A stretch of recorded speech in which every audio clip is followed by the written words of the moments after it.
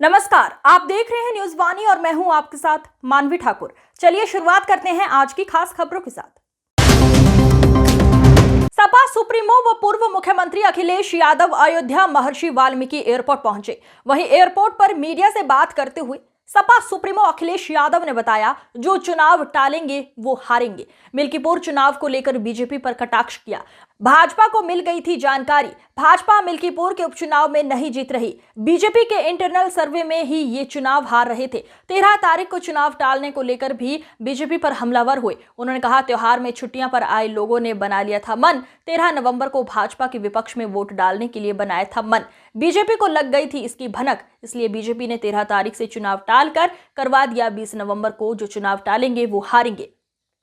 किसान के धान है तैयार, पैदावार की नहीं हो पा रही है कीमत। डीएपी समेत अन्य खाद नहीं है उपलब्ध। पहले वाले हारेंगे। इनको जानकारी मिल गई थी कि यहाँ पर चुनाव नहीं जीत रहे हैं। इनके अपने इंटरनल सर्वे में ये हार रहे थे और उसके बाद 13 तारीख जो चुनाव की आई थी, जिसमें अन्य उपचुनाव हो रहे थे, जो लोग छुट्टी पे आए थे, जो लोग बाहर रह रहे थे, वो त्योहारों पे छुट्टी पे आए थे और वो मन बना लिए थे कि 13 तारीख को भारतीय जनता पार्टी को हरा करके वापस जाएंगे काम पर, रोजगार को लेकर के। इस बात की भनक भारतीय जनता पार्टी को पड़ गई, इसीलिए 13 तारीख से चुनाव इन्होंने 20 तारीख को टाल दिए। जो लोग टालेंगे वो चुनाव हारेंगे। बुनियादी सवाल वही है।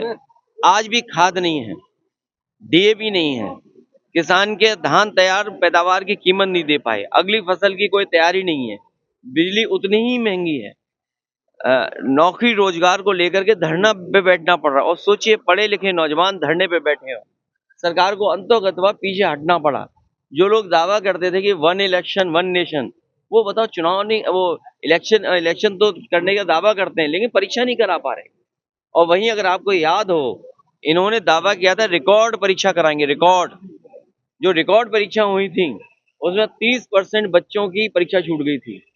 क्वेश्चन पेपर उनके झूठे आए। ये वही लोग हैं जो परीक्षा टालते हैं, क्वेश्चन पेपर टालते हैं, नौकरी मिल जाए तो आरक्षण में टाल मटोला करते हैं, फिर हाई कोर्ट में जाकर के नौकरी उलझा देते हैं। इस बार नौजवान, किसान और हर वर्ग के लोग तैयार हैं इनको हराने के लिए। चुनाव को लेकर के जिस तरीके मैंने कहा कि जिन्होंने चुनाव टाले हैं वो चुनाव हारेंगे। झांसी में जो केस हुआ, तो आज चुनाव देखिए, उसको कांग्रेस ने आपत्ति किया कि इनको देखिए ये दुखद है कि किस तरह की घटना हो रही आज के समय पर, और इन्हें सावधान तभी हो जाना चाहिए था जब गोरखपुर में ऑक्सीजन की कमी से बच्चों की जान गई थी।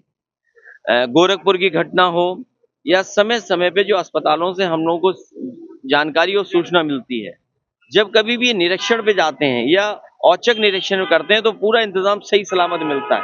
लेकिन जैसे ही अधिकारी और मंत्री हटते हैं, अस्पताल वैसे के वैसे हैं। यहाँ भी मेडिकल कॉलेज समाजवादी सरकार ने बनाए। क्या सरकार ने पर्याप्त बजट दिया था, पर्याप्त सेफ्टी के इंतजाम किए थे? और उसी का परिणाम यह है कि बजट ना मिलना नंबर 1, नंबर 2, वहां पर जो स्टाफ है, जो संबंधित अधिकारी हैं, वो लापरवाही किए हैं। ये लापरवाही और सरकार की नजरअंदाजी की वजह से 10 बच्चों की जान गई है और इतना बड़ा नुकसान हुआ है। मुख्यमंत्री योगी आदित्यनाथ का 1906 में जिस तरीके अलीगढ़ में मुस्लिम लीग की